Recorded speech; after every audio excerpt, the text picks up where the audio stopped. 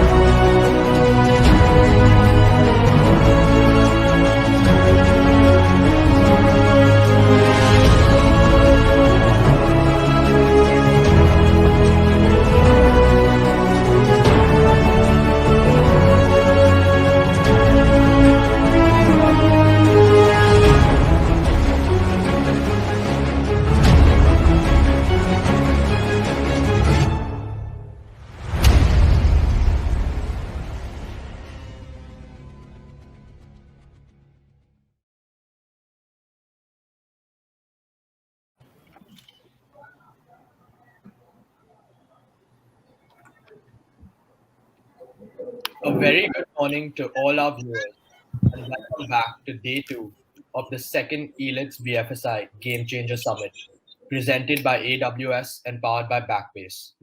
After a very successful day 1 of the summit, which covered some very insightful panel discussions on topics like the role of cloud and disruptive technologies in ensuring digital transformation, changing the game using AI, ML, and IoT, shielding the sector from cyber threats, and enhancing customer journey with digital transformation. We also had some very interesting technology presentations from Mr. Ketan Sharma, Head Sales Simplify on leveraging the power of intelligent process automation, Mr. Kiran Jagannath, Head FSI and ITS, AWS on building next-gen banking services on AWS to adapt to the new normal, Mr. O. Mahuja, CTO Inspira Enterprise on unified and open threat management, and Mr. Oli Kwan, Senior Director Sales, Tenable on hackers versus finance.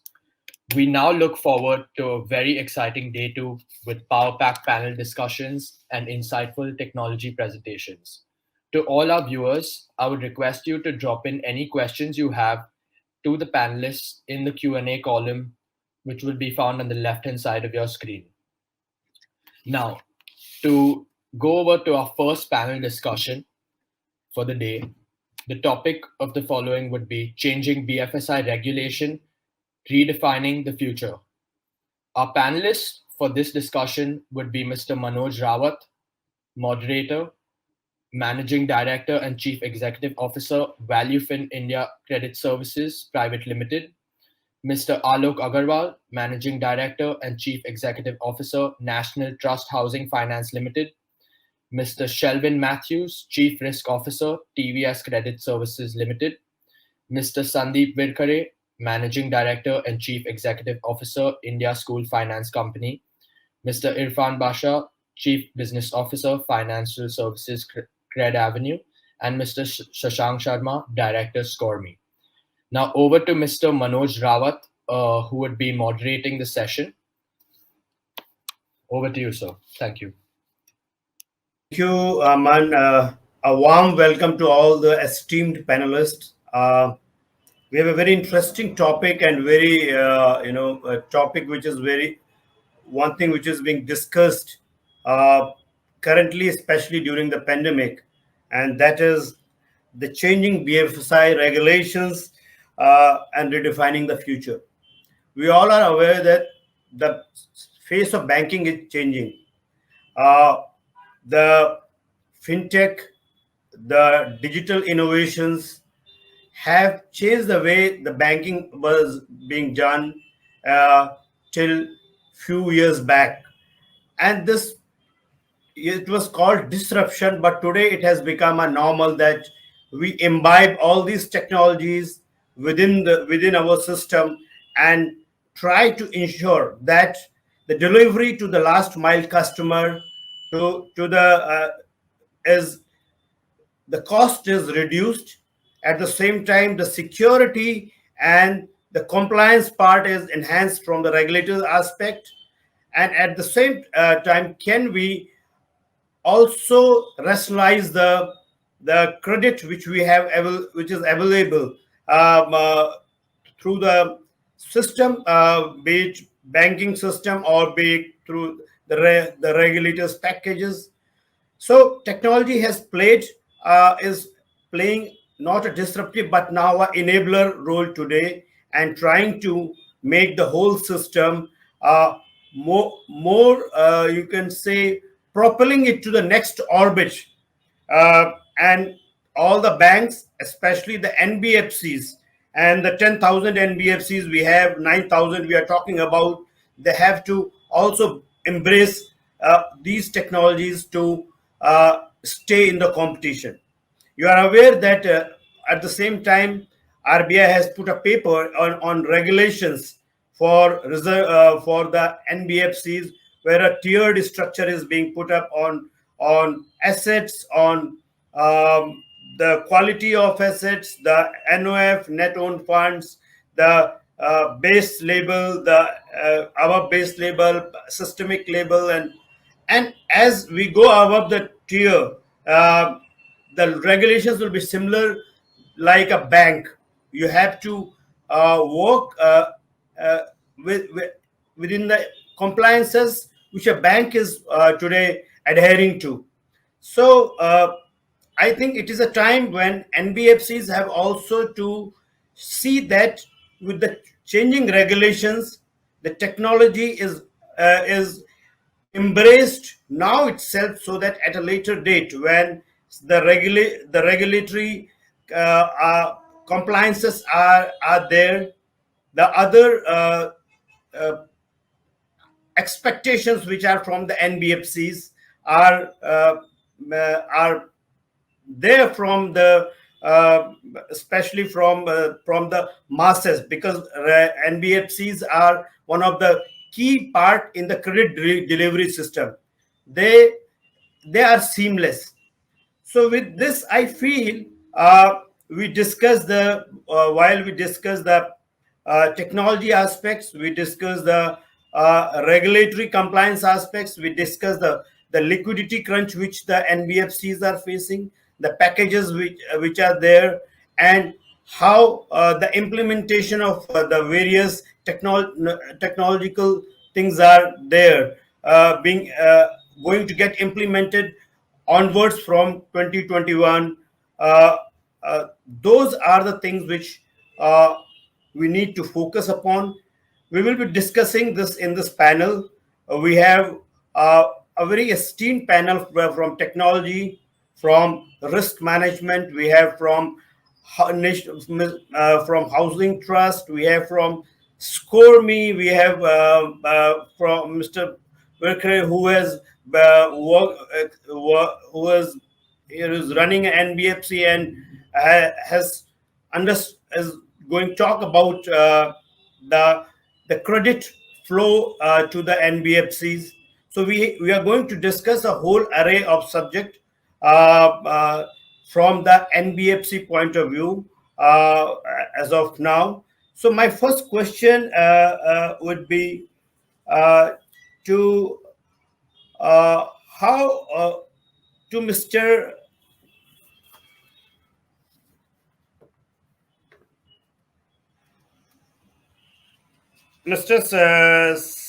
Selvin Matthew, how significant is the role of regulation in BFSI sector?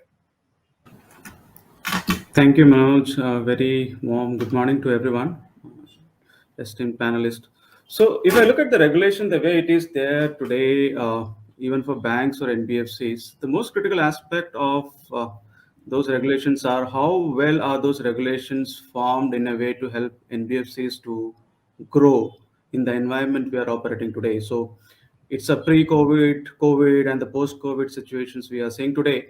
So pre-COVID was fine. Everything was like we thought that would run the way it is, and we would be in a trajectory of growth. But once that COVID thing came, we realized that things doesn't go the way we always assume, right?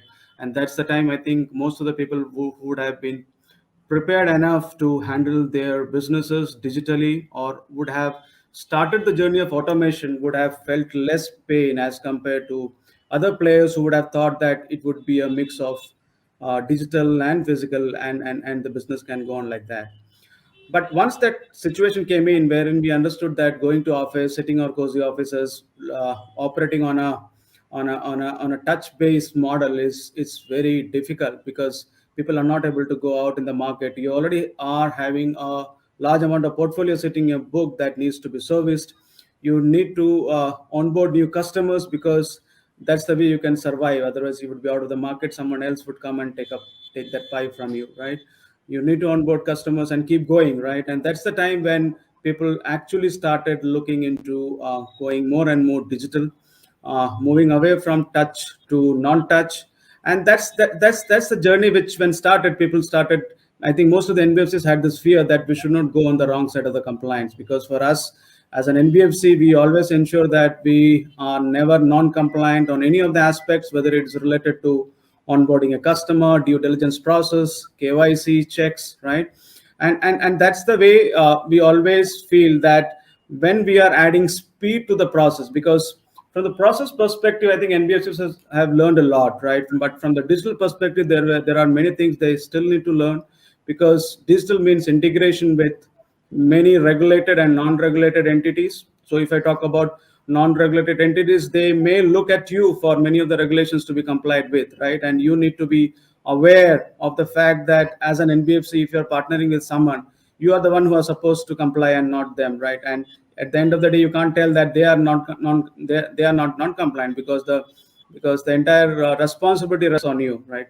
So that's where I think regulation plays a very critical role, because sometimes it might happen that when we add speed to the growth, we may go overboard and skip some of the regulatory requirements. That's a point wherein every player in the market needs to be careful, because once caught on the wrong side of the compliance, it becomes a difficult task, because then your capability to grow fast and your growth plan may take a beating.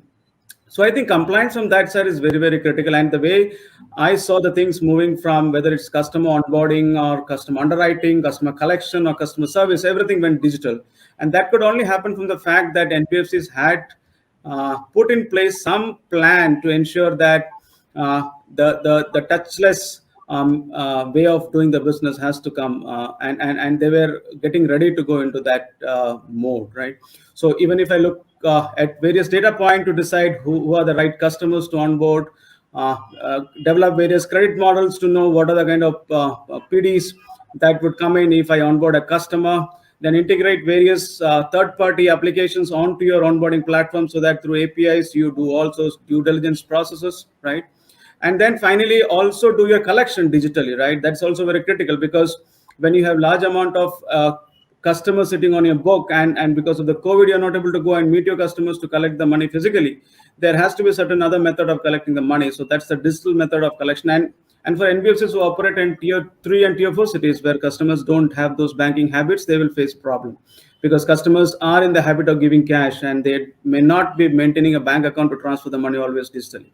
And that's the point in time it becomes very critical for NBFCs to know that who are the customers whom you should target to collect the money through a normal soft calling, customers whom you should go and meet number of times to collect the money. How can you ensure that the customer pay your money to a nearest collection centers, and hence that money gets channeled back to your account, right?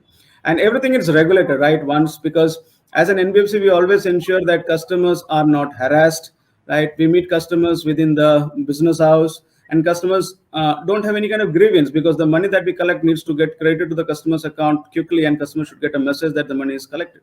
But once we manage all those things, the fact is the more and more digital we go, we always run this risk of even fraud coming into the system, because there are so many instances wherein people create similar looking like accounts and then push payment links to the customers to make payment, and money gets diverted. And at the end of the day, when customer realizes the money has gone to the wrong account, they go and complain to the regulator, or they come and complain to your help desk saying that I had paid, but it has not come into account, right?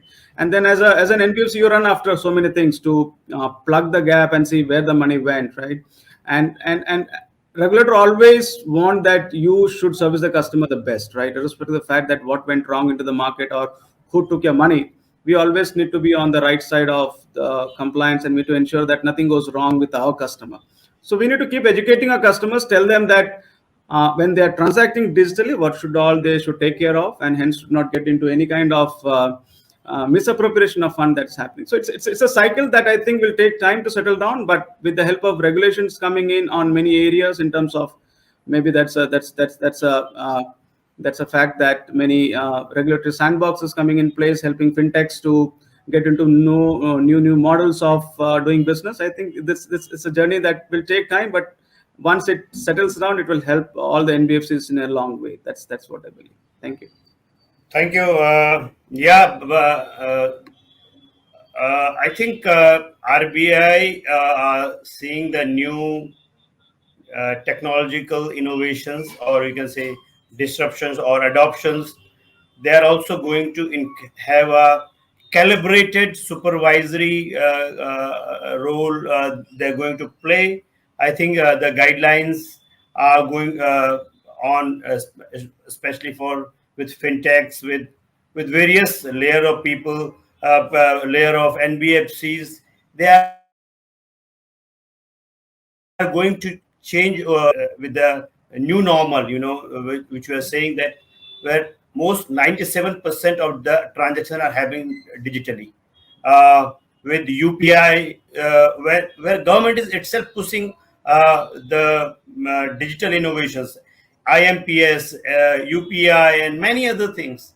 So at the same time, they are going to keep up with the regulatory as well as calibrated supervisory things, not only for banks but also for the NBFCs. And hopefully, on those supervisory norms, we can grow. The NBFCs can grow faster by adopting them. So we are expecting that these digital regulations will be enablers and will reduce the risk of doing business through digital medium itself.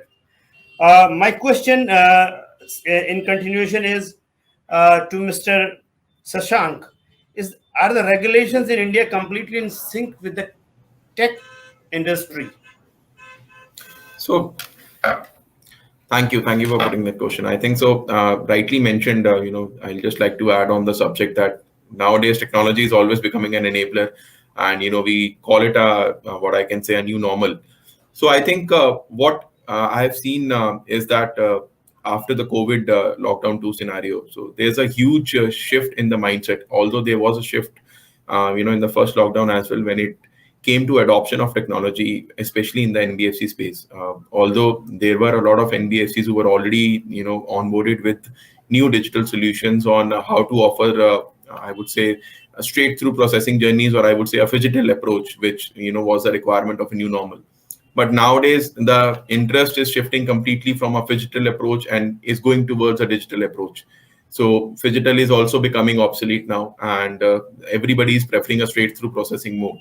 Now, when it comes to straight through processing, there are multiple ways to look at. I think Mr. Shelvin rightly mentioned that one is speed, which everybody is looking at. One is customer onboarding, collection. So there are multiple functions which our NBFC needs to cater to. And as part of the new regulation, also there will be some enhanced, what I can say, provisions which everybody has to make in terms of developing new support functions internally in the operations. So when we talk about digitizing different functions of customer onboarding, evaluation, your rule-based credit screening, and in fact, what I can say, a digital layer of disbursement which can go into the system. So all that put together makes a complete digital tech-driven architecture for the NBFCs to support. And as a company, we've been working on this direction as well, where we try and say that when it comes to customer onboarding, there are multiple applications which are available today. But if an NBFC can make what I can say an integrated approach of the entire model which they're using internally, that is something which the way forward is. And I think with respect to the technology-driven architectures and with respect to new regulations which are coming in, especially in the field of technology as well.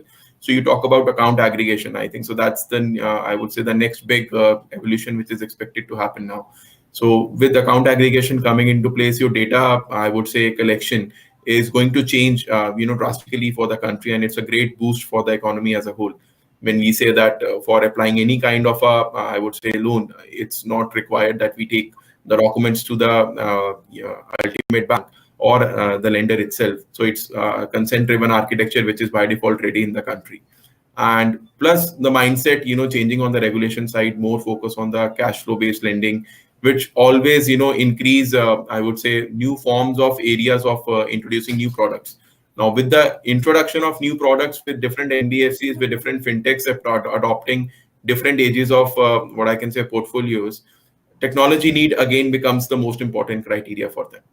So it is not just that you can jump onto a new product offering and you cannot adopt technology and you can work in that function without that. When you adopt technology, you adopt it from an end-to-end perspective. So that's where the role next comes, is that till now, if you were doing a financial analysis, what I can say through a system-driven approach, now is more the requirement for a digital lending platform is what you need to build. So when you talk about DLPs, your DLPs is the way forward, which will solve the biggest, what I can say, game for any NBFC. Be it anywhere in the pyramid structure, if you are able to solve the journey towards a digital lending platform, which comprises of your customer onboarding modules for different loan products, which comprises of an in-house analysis module, which can be mapped to different rule engines. It can give you more alternate data points to score the customer. It can give you, more checkpoints to evaluate the customers, and that too completely through a digital-based approach.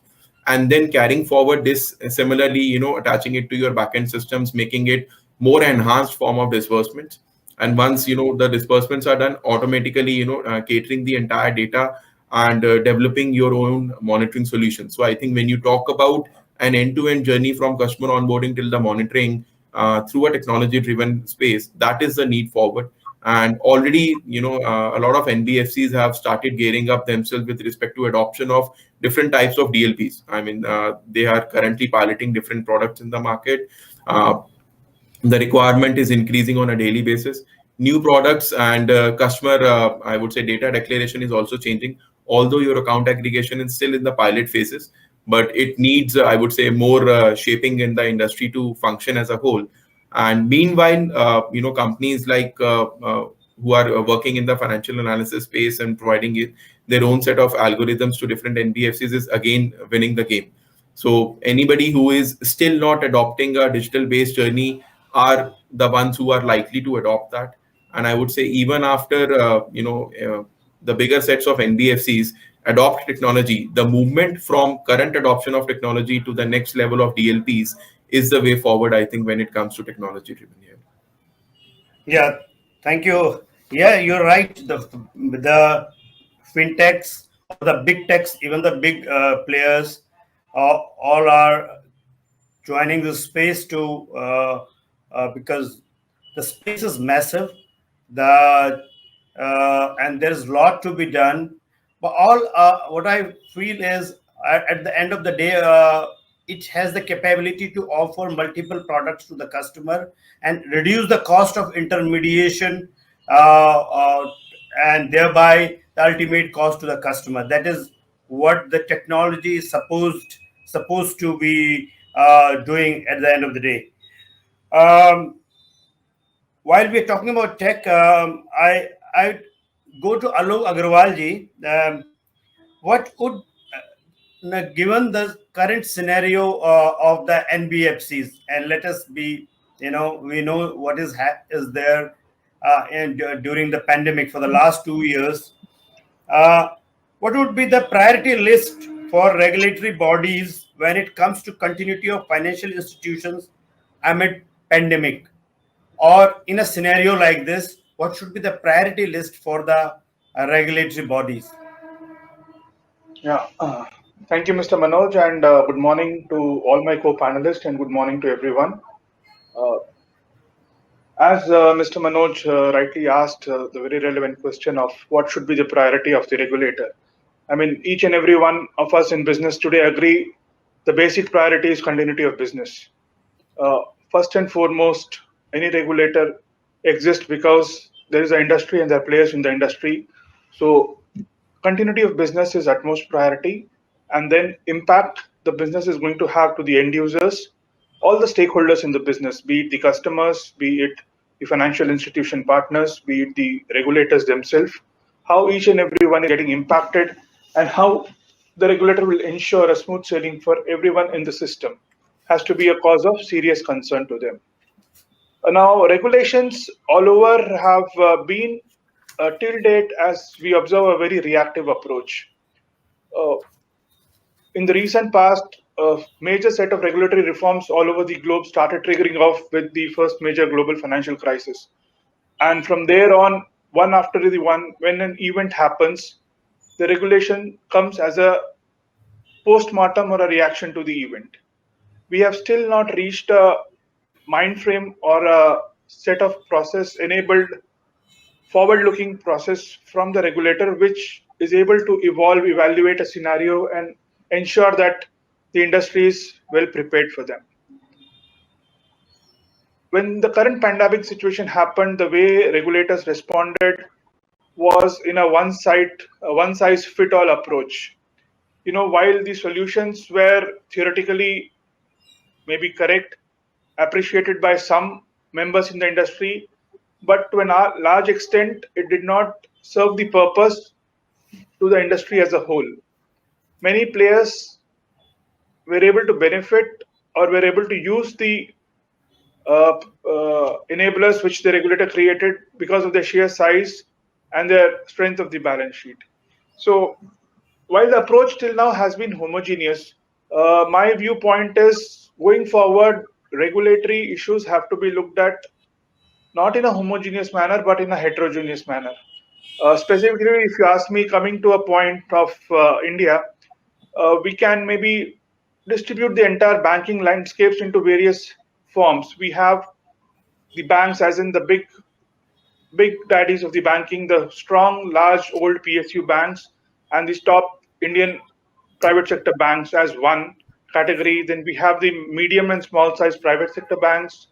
We have the upcoming new small finance banks. We have within NBFCs, big NBFCs, large NBFCs, and medium and small NBFCs. So the regulator has to form an opinion and an approach whereby the regulation is able to help each and every player with respect to their own needs and complications. Even the set of customers which these players handle are not the same type, and their needs and their issues are different. Issues as basic as capital raising, issues as basic as liquidity, issues as basic as serving the end customer. In the last 1.5 years of lockdown, we have all understood that financial services and banking will continue, but physical banks may exist, may not exist. How many of us have been physically into a bank in last 1 year? Many of us have been not, but we are all availing services. That is one set of customers. On the other hand, there is another set of customer who has no idea as to how to digitally avail these services. He still needs the cash disbursement in hand, and he is happy to give the cash back as an repayment.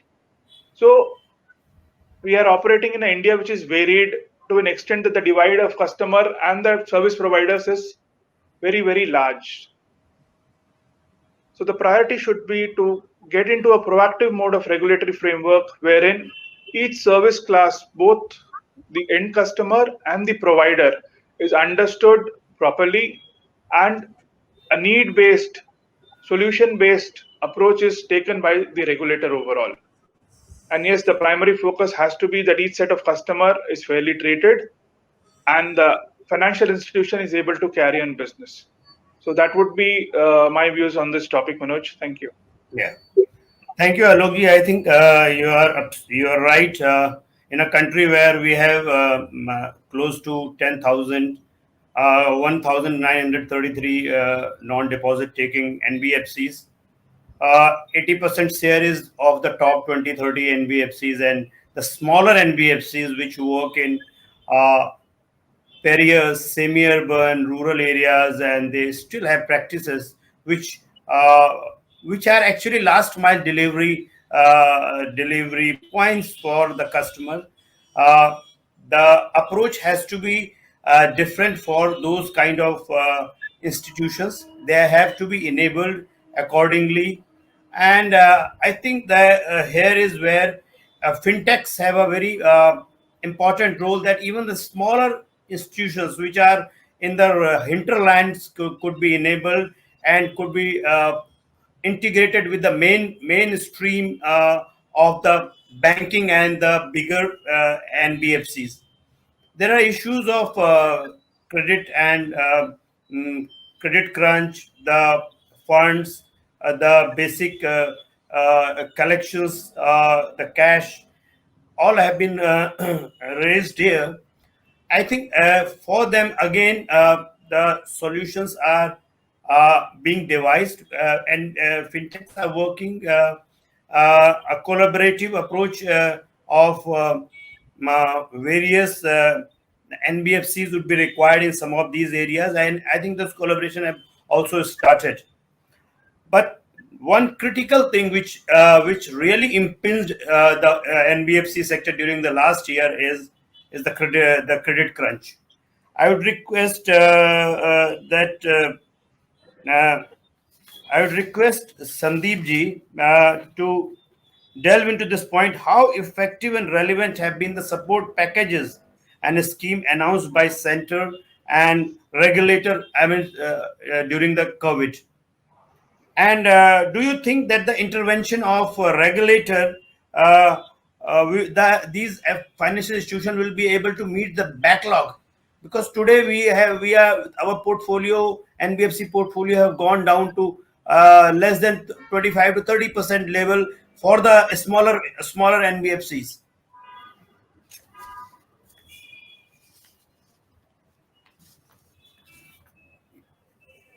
You are mute. You are mute. Yeah, thank you. Thanks, Manoj. Good morning, everyone. There are two aspects to the question, Manoj. One is on liquidity side, another is on regulation, whether regulations are good enough for the liquidity. And when it comes to liquidity, I would like to divide it in two. One is institutional liquidity, and it's very important to have that differentiation. Because one is flush with liquidity and other side of it's completely dried up. So liquidity, institutional liquidity is perfectly fine. I mean, there might be certain arguments saying that whether TL, TRO, XYZ liquidity schemes are enough or not. Some argument may be saying that larger institutions have taken up whole of the liquidity and smaller NBFCs and HFCs did not get that liquidity. But ultimately, liquidity was enough on institutional side. Bigger players got, but smaller players will also get that percolation of that liquidity. So I don't think from an institutional liquidity side, there is absolutely no issue at all, at least from short-term and midterm time frame. The issue, I think, is on a consumer side liquidity. I mean, as an institution, as a lender, if I go out and market, even if I take an example of schools which we fund. Now, even if we have liquidity, will we fund the school is a big question. And the hard fact in life is you're not funded when you're on possibly a hospital or you're in survival mode. Only if you are in growth mode, people do fund. I mean, you can get your family money when you're on deathbed, but if you are on survival mode, ISFC was in survival mode last year. No funding from that side. But point is, that's a hard fact of life, and that's how institutions work. Liquidity in hands of consumer is absolutely nothing. I mean, if schools are not running, if liquidity, for example, MSME, If there are not 5 crore, 10 crore kind of marriages are happening, your liquidity in system will not go. If construction of resorts, construction of commercial building, construction of roads, bridges, if that's not happening, in that case, a guy is not going to buy any car. A guy is not going to possibly take a loan, and he's not having liquidity enough in system.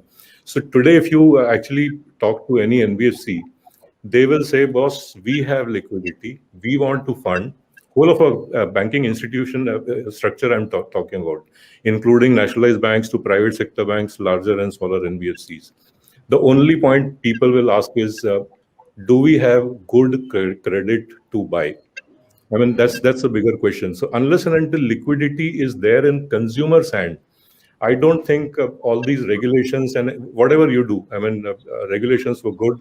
TLTRO percolated down. There might be certain arguments, but point is there I mean, you don't have good credit to buy. I mean, I can't go and fund school when schools are closed. MSME people can't. I mean, NBFCs can't go and fund when MSME is in trouble.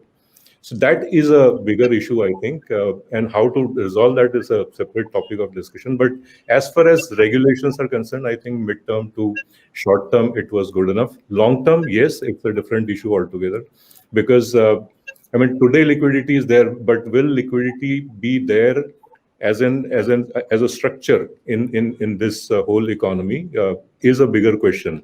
For example, in housing finance, I have a strong view that unless and until there are liquid regulations which ensure liquidity in the hands of institutions which are long term, I don't think we are going to work on 20-year housing loan product unless and until there is a regulation. There are instruments by a regulator uh, which enables long-term player to invest into those kind of instruments. So regulation, short-term, medium, perfectly fine. I mean, you always can ask for better, but long-term, I think there is lots to be done. So yeah, you rightly said. While the key is whether you are able to get the customers or the end customers to whom you can fund.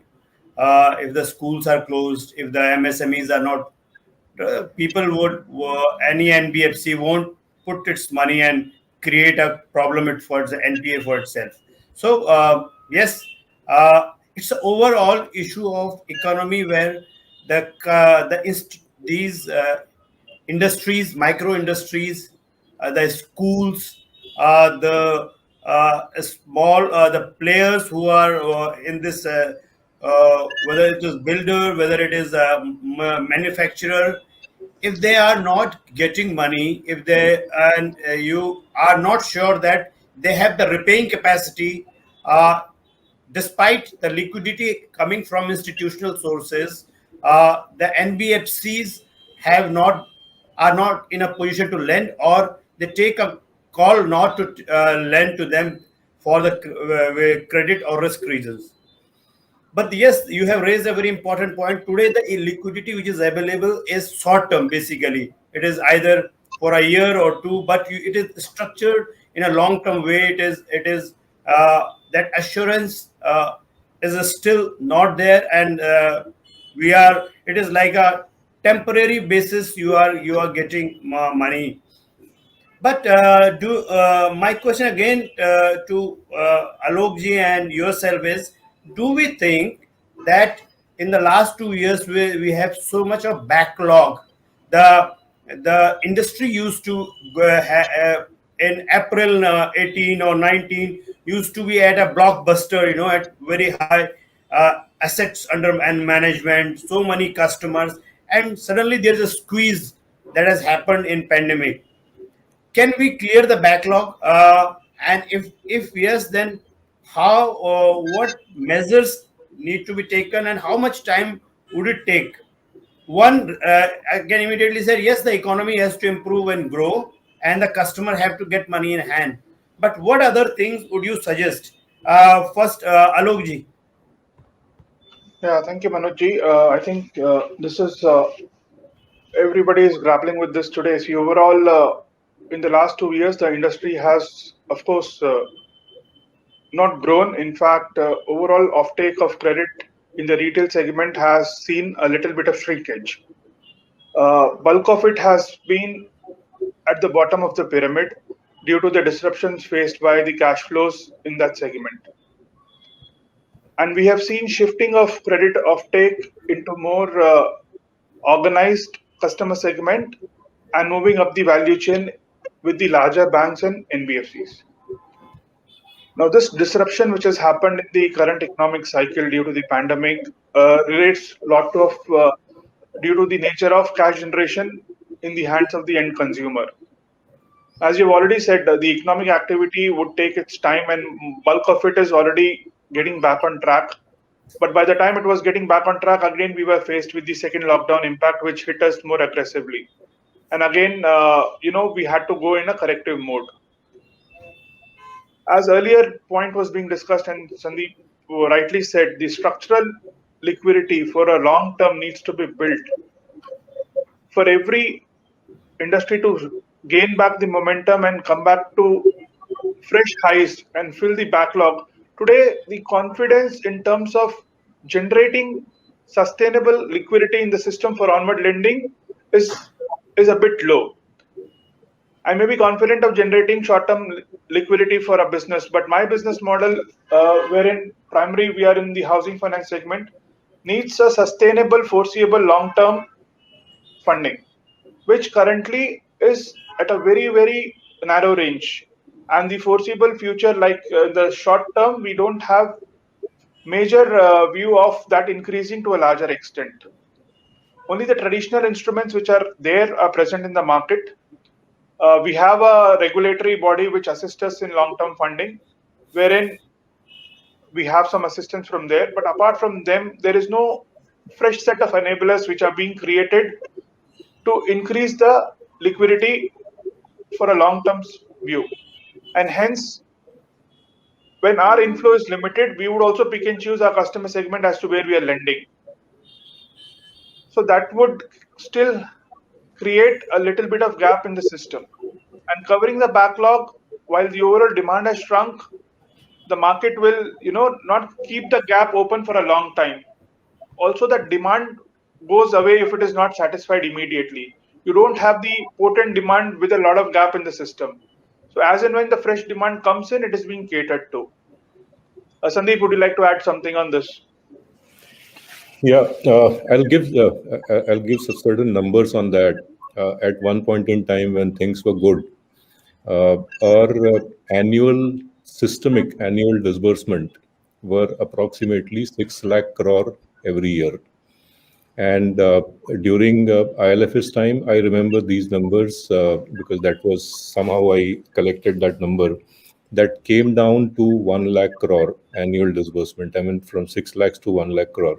That was 1 year during ILF's crisis. But I think if you see today, annual disbursement of whole institutional system would not be more than 3 lakh to 4 lakh crore. I'm just giving a rough cut number in best case scenario. This would mean that for last 3-4 years, if we actually try and see and cover backlog, impossible. I mean, whatever institutional liquidity you have, absolutely not possible. But point is whether it is required or not also is a question, because demand gone is gone. I mean, if you have to spend money on a movie, you have not seen a movie, that's all. I mean, if you have to purchase something you have not purchased last year, now you're going to purchase going forward. But coming back to 6 lakh crore a year kind of disbursement, I think the regulation is perfectly fine, short term to medium term. Again, I mean, but when it comes to long term structural thing, I mean, housing finance, can we create certain instruments where bonds, for example, can we create certain instruments which are subscribed by EPFO, PF pension funds?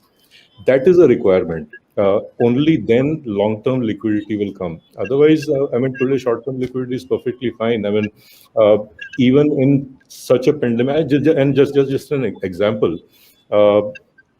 ISFC was worstly placed in whole of the NBFC segment last year. I mean, worstly placed, I'm saying because schools remain closed even today, but Correct. we survived. But we are still into growth mode. Point is not that. I mean, if you have enough net worth, if you are able to manage liquidity, so liquidity has been managed. So this is a good example that this pandemic issue uh, is not a liquidity issue. There is something else. I mean, I clearly feel that short term, mid term, absolutely no problem. Long term, there are instruments has to be there. Structural changes has to be there. Can we actually certain NBFCs be segmented as systemically important? I mean, this is a different definition today. We are saying asset-based definition. Can it be for a particular purpose? And hence, if those institutions or NBFCs issue bonds for long term, can EPFO or PF funds or pension funds, they can invest in those bonds. If that happens, in that case, we are talking about long-term growth story. Yeah, you are right. Actually, now even while we are talking about technologies, we also have to figure out ways and means, instruments which can bring this liquidity within the system on a long-term basis. And you rightly said the funds like pension funds, which can be there for years and can put serious money and can propel the NBFC sector. Uh, what I have felt to the panelist, just I'll say I also run the NBFC. Somehow I'm feeling that there's a massive demand for credit coming. It is primarily because the people don't have money, and so they are looking for money from any segment. And I think you would also be saying that there is every day there's an application. While we have to do our credit check, and we find that his repaying capacity is not there, or his the business, or somebody has lost his job, or somebody is businesses now which were working, the debtors days have changed. So the demand, the people are coming for credit, they but they are not qualifying on the credit criteria from the uh, prudential norms that which are institution puts. Uh, so I think this is all a factor of overall economy rebounding and money coming being placed in the hands of these individuals, institutions, and enterprises. After that, only the normal operations of lending institutions will be there, because we don't have even we don't have the deposit taking capacity, and we don't have those means as well. My next question to is because we are talking about disruption. We have talked a lot about liquidity crunch, backlog. My question to Mr. Irfan is, what are your expectations from regulator pertaining to tech deployment in the year 2021 and onwards, next 1 or 2 years? What are your expectations? Um, Thank you, Manoj, for asking this. So, from our perspective, let me put it in a context of an ecosystem which is extremely complex, layered. If we can segment it in a form of underlying consumer who wants credit, it could be retail customer to institutional customer. Then there are service providers. Service providers could be a fintech, could be an NBFC or an HFC, whichever form it is. And then, of course, there are regulators. So, if we put very simplistically in this framework of these three components, these are very, very layered. We today talk about consumers who are there are consumers who are still not provided service through mobile phones. When we talk about digital lending, right? But there are remote rural areas wherein finance has to be access to finance has to be provided. How do you go there? So we can't have one piece fit all kind of regulation to cater to a customer who is in, say, Bombay, home loan customer like you and me, and there a remote rural village where one needs a 5,000 rural credit which has to be disbursed in cash. So needs are different.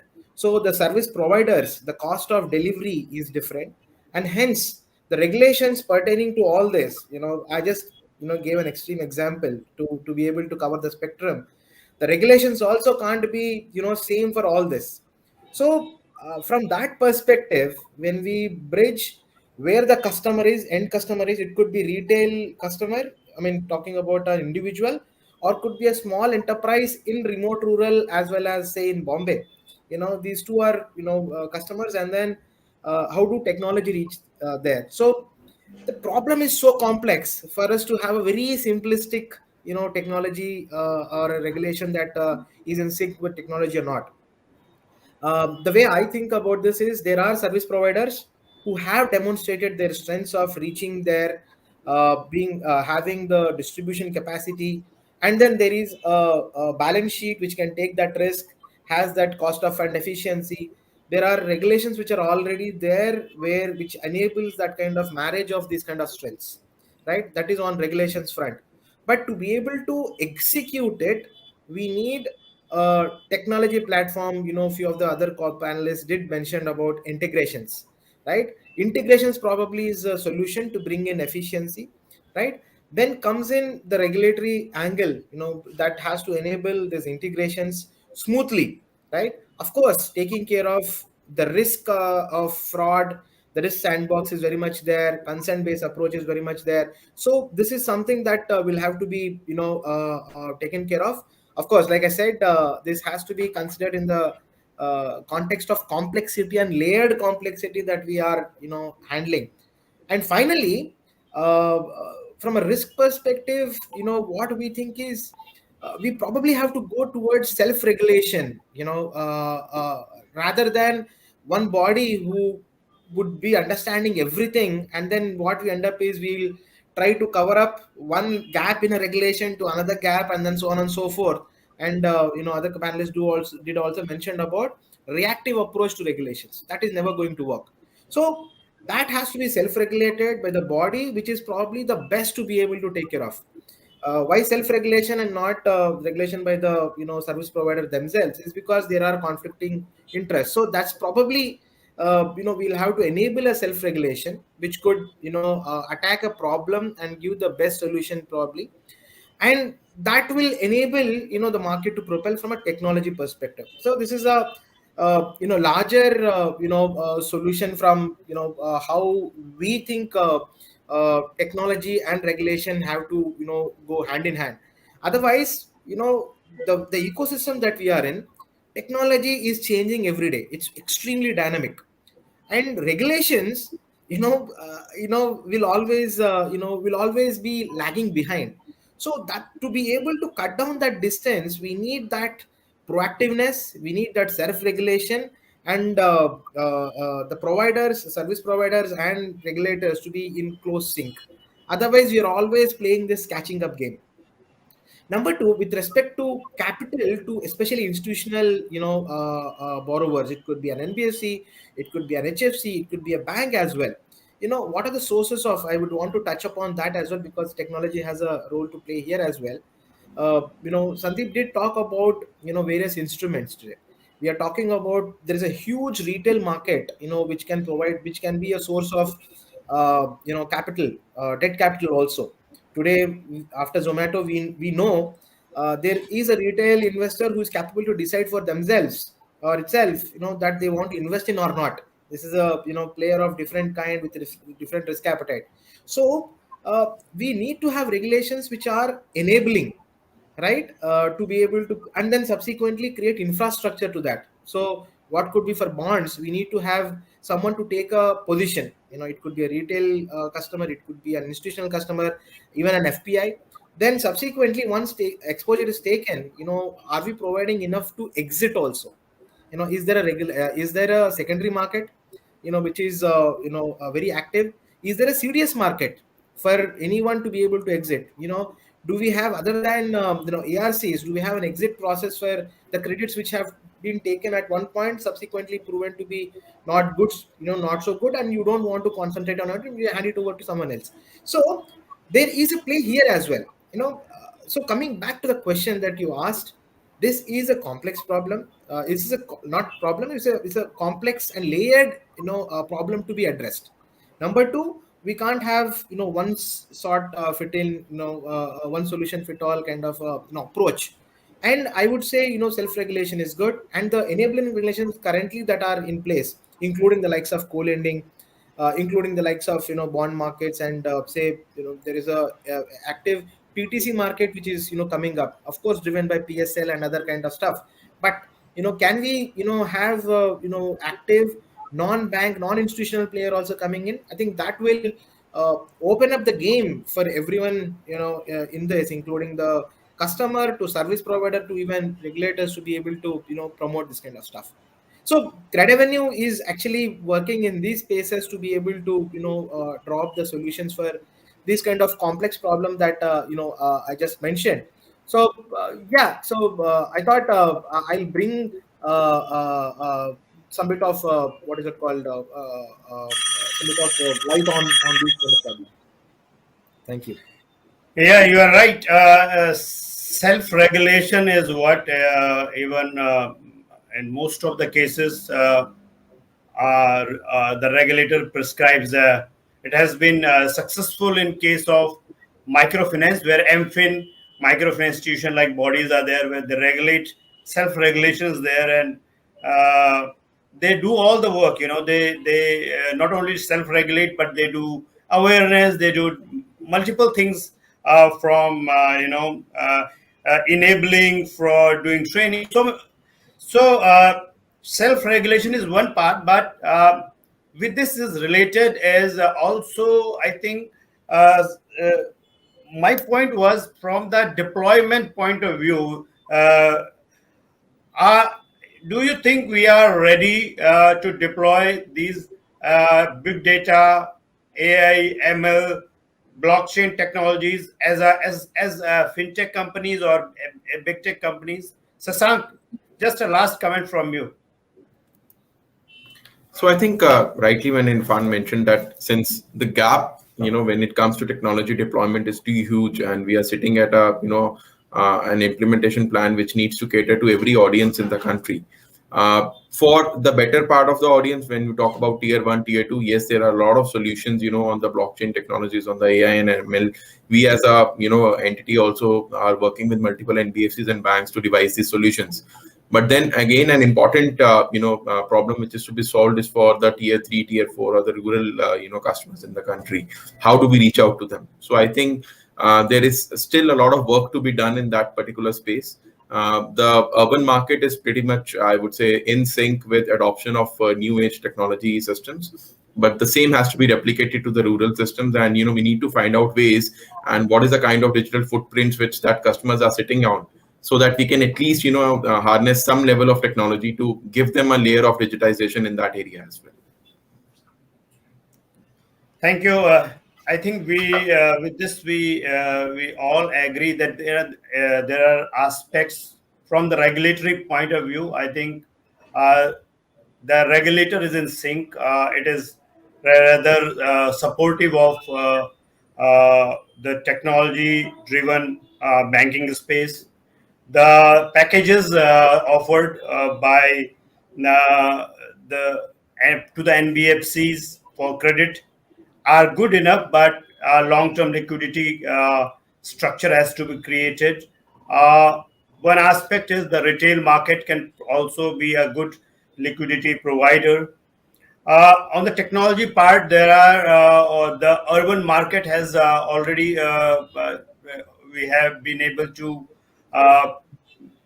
tap a large, where it is in sync, the deployment will be easier. But the large part of hinterlands where the most of many of the NBFCs, small NBFCs are working, their efforts have to be made. the institutions, the NBFCs have to be segregated not only based on AUM but what work they are doing. That is very, very important. Um, a long-term liquidity for especially for infra and housing players. There need to be a mechanism to bring those funds from from the risk perspective, where today the NBFCs are struggling, where the squeeze is there. It is going to come back only after the economy takes a rebound and there's money with the institutions, with the enterprises, with the individuals, with the when the schools open up, when the manufacturing starts, when the construction starts, or so the whole economic activities have to come back. Only after that we can see what we are saying is a backlog in the NBFC sector. My hope is that with this we will the NBFC sector will see again the golden days after this pandemic, and the regulator will come up with more instruments to capitalize, to put the money in the hands of NBFCs and the government in the hands of people, so that there's a win-win situation. So with this, I think we can uh, uh, we don't have any questions, by the way, on the private chat, or anybody has any questions there with anybody of you are seeing the questions.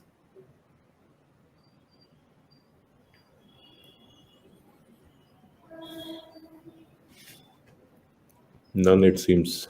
No, none of them. So I think it was a one hour session.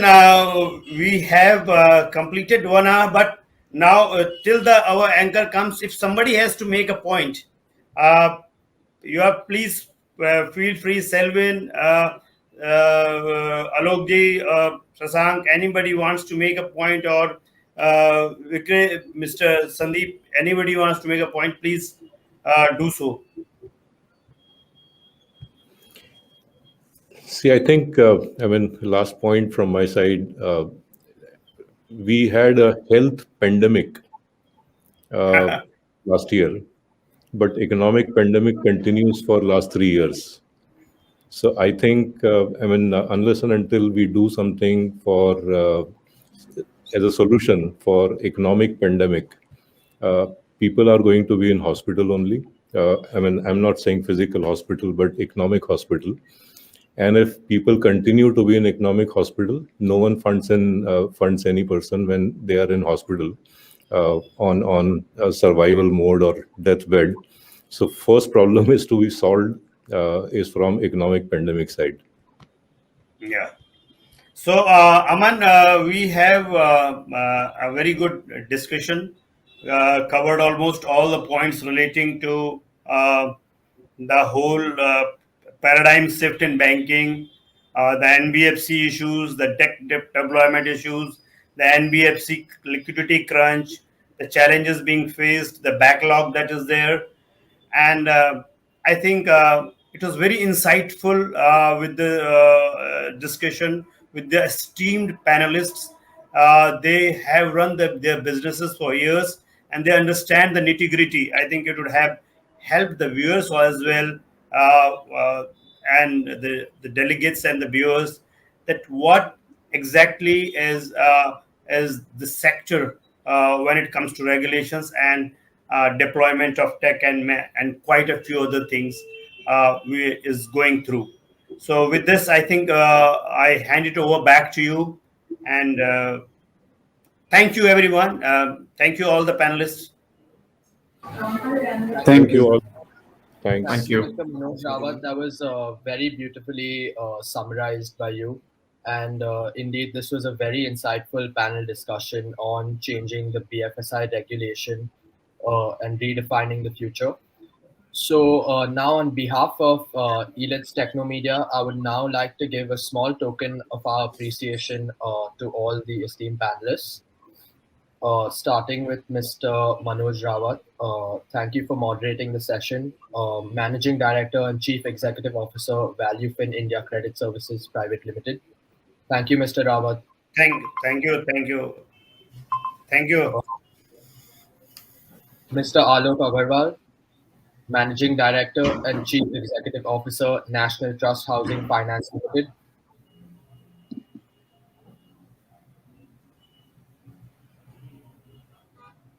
Thank you, Mr. Alok. Mr. Shelvin Matthews, Chief Risk Officer, TVS Credit Services Limited. Thank you, Mr. Thank you. Thank you.